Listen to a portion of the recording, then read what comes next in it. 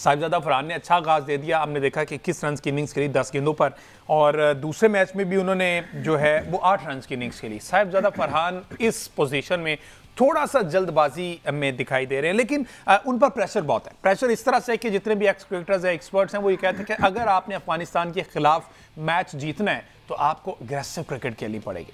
लेकिन इस अग्रेसिवनेस में हमने देखा पहले मैच में साइम अयूब फ्लॉप हो गए, दूसरे मैच में साहिबजादा फरहान फ्लॉप हो गए, दूसरे मैच में साइम अयूब आउटस्टैंडिंग रहे। लेकिन फरहान से आ जाते हैं, जिस कैलिबर के वो बैटर है, जिस तरह से उन्होंने अपना आप मनवाया है पाकिस्तान में भी और हमने दीगर जगह पर भी देखा है, लेकिन इसमें थोड़ी से इनकंसिस्टेंट नजर आए। हमने देखा कि जल्दबाजी का शिकार रहे। व्हाट यू से ऑन इट? देखें, ऐसा ही है थोड़ा, मतलब ज़ाहिर है शारजा कंडीशन में वो गए थे तो वहाँ पर एडजस्ट होने में उनको टाइम लगा होगा, क्योंकि साहिबजादा फरहान मेरा ख्याल है कि पाकिस्तान के साथ खेलते हुए पहली बार शारजा में खेल रहे थे, तो इसलिए उनको इस चीज़ का मार्जिन भी यकीन मिलना चाहिए। लेकिन ज़ाहिर अफगानिस्तान वाले मैच में भी अगर हम देखें तो बहुत मुश्किल बॉल नहीं था जिसको वो खेलने गए थे। उससे पहले हालांकि वो 2 चौके भी लगा चुके थे उस ओवर में, तो अगर वो वहाँ पर स्ट्राइक रोटेट भी कर लेते और उस बॉल को या डक भी कर लेते, उस बॉल को अगर वो डिफेंड भी कर लेते, तो शायद मेरा ख्याल है कि अपनी इनिंग को प्रोलॉन्ग करना साहिबजादा फरहान के लिए खास तौर पर इसलिए ज़रूरी है कि अभी वो उस फेज़ में चल रहे हैं जब बैट्समैन की फॉर्म लगी हुई है। तो जब बैट्समैन की फॉर्म लगी हो इस पूरे साल में, थ्रू आउट द ईयर, खास तौर पर T20 सर्किट के अंदर अगर हम देखें, डोमेस्टिक में भी, PSL में भी, पाकिस्तान के साथ भी वो रन्स करते चले आ रहे हैं। तो इस तरह के बैट्समैन को अपनी इनिंग्स को प्रोलॉन्ग करना ज़रूरी है, क्योंकि उनके रन्स तो आ रहे हैं। अब यहाँ पर अगर आप आउट होंगे तो जाहिर है कि या तो कि आपको एक्स्ट्रा ऑर्डिनरी बॉल होगी, या फिर आप कहीं लैक ऑफ फोकस का शिकार हो जाएंगे, आपका फोकस कहीं लूज होगा तो फिर आप अपनी विकेट जो है वो गवा देंगे। तो मुझे लगा कहीं ना कहीं शायद वो उस फोकस को लूज कर गए थे जिसकी उनको वहां पर जरूरत थी।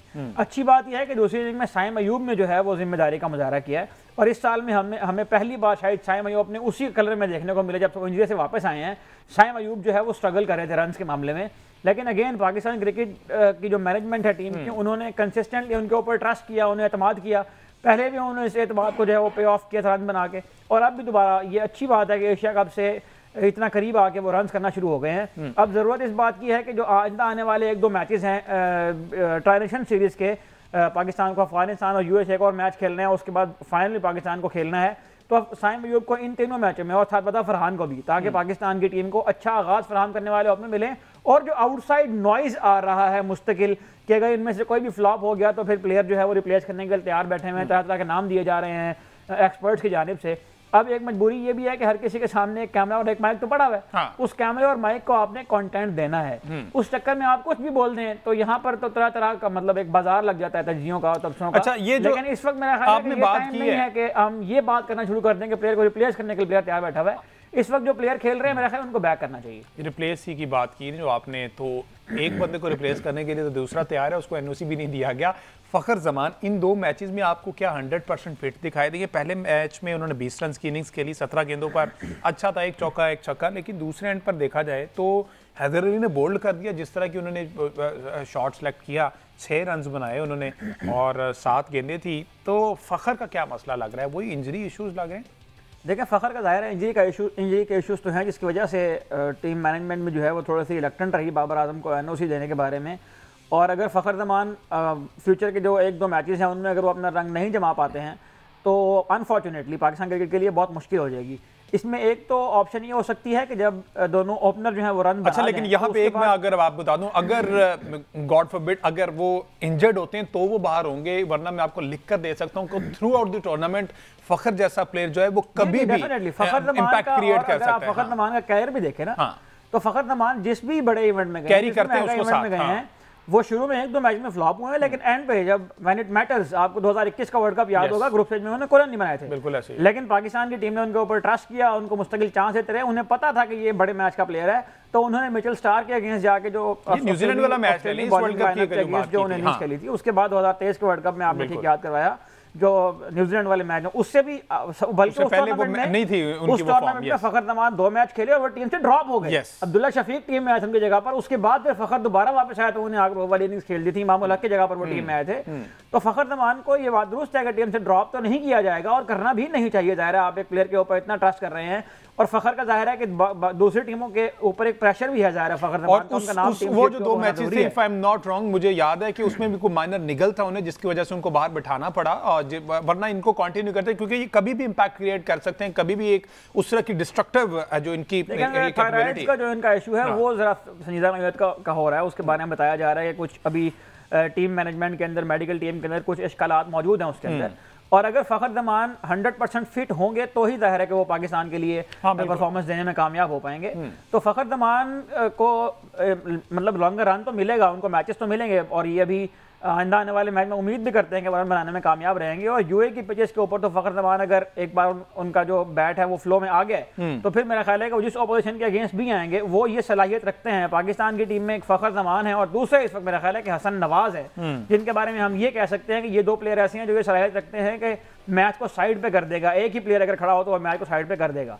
तो मेरा ख्याल है कि पाकिस्तान की बैटिंग लाइनअप में सिर्फ ये 2 प्लेयर हैं, फखर जमान और हसन नवाज, जो ये कैपेबिलिटी रखते हैं। बिल्कुल ऐसे ही। अच्छा, अब बात थोड़ी सी कप्तान जी पे आ जाए। कप्तान जी ने पहले मैच में 53 रन, और ये कप्तान जी की इस इनिंग्स की बदौलत हम 182 तक गए। बहरहाल क्योंकि इसके अलावा कोई उम्मीद हमें नजर नहीं आ रही थी। उसके बाद मोहम्मद नवाज का शुक्रिया कि जिन्होंने 11 गेंदों पर 21 रन की इनिंग्स खेली, वरना ये गिरते पड़ते 130-40 पे टीम हमारी बुक हो रही थी। लेकिन कप्तान जी की अच्छी इनिंग्स, 53 रन, 3 छक्के 3 चौके, 36 रन उन्होंने 36 गेंदों पर 53 रन बनाए। लेकिन दूसरे मैच में अगर बात की जाए तो कप्तान जी जो है वो सिर्फ और सिर्फ 5 रन पर आउट हो गए। मेरा ख्याल जो अफगानिस्तान वाला मैच है मुझे सब जरा पहले इसी पे स्पेसिफिकली बात कर ली जाए। अफगानिस्तान को हमने बहुत बड़ा मैच समझ लिया था, हमने अपनी फुल स्ट्रेंथ खिलाई। आपको पता है, आप इस मैच की इतनी टेंशन थी क्योंकि पहले हम अफगानिस्तान से सीरीज हारे, गालिबन शारजा ही था वो, या शारजा में हम सीरीज हारे। अब अफगानिस्तान का ट्रैक रिकॉर्ड क्या कहता है, स्टैट्स ही कहते हैं कि 4 मैचेस पाकिस्तान जीता, 3 मैचेस जो है T20 की बात की जाए तो अफगानिस्तान जीता। तो कहने वाले ये कहते हैं कि अब ये 4-4 बराबर होने जा रहा है। हमारे अपने एक्सपेक्टेटर्स ये कह रहे थे कि अफगानिस्तान की टीम इतनी तगड़ी है कि वो पाकिस्तान को यहाँ पर टफ टाइम दे सकती है, हरा सकती है। तो ये कहीं ना कहीं बैक ऑफ द माइंड बहुत ज्यादा डर था, माइक हैसन के माइंड में भी था, सलमान अली आगा के था, मैनेजमेंट में था। तो उनको था कि ये वाला मैच जीतना जो है ये डू और डाई मैच है, ये जीतना बहुत ज्यादा जरूरी है। अगर ओपनर मैच, हम ओपनिंग मैच हार गए तो ये वाला तो खराब होगी सीरीज, आगे एशिया कप में बहुत इंपैक्ट पड़ेगा। तो आगा इसमें हमने देखा कि फुल फ्लेज टीम थी, इसमें कुछ आगे तब्दीलियां की गई। फिर देखें, पिछले 2 साल में पाकिस्तानी क्रिकेट टीम में जो स्क्रैम्बल चल रहा था, जिस तरह के रिजल्ट्स भी आ रहे थे, जिस तरह के मामलात यहाँ पर चल रहे थे, तो जाहिर है कि मोराल का तो यही आलम था और सब लोग यही कह रहे थे कि पाकिस्तान की टीम इस वक्त जो है वो अपने लोएस्ट के ऊपर है। तो पाकिस्तान की टीम जब लोएस्ट के ऊपर है तो अफगानिस्तान के अगेंस्ट भी उनको मुश्किलात हो सकती हैं। और अफगानिस्तान ने कंपैरेटिवली बेटर क्रिकेट भी खेली हुई है पिछले 1 साल में पाकिस्तान से। T20 वर्ल्ड कप की भी बात करें तो वहाँ पर वो सेमीफाइनल खेल गए, ऑस्ट्रेलिया जैसी टीम को उन्होंने वहाँ पर शिकस्त दे दी थी।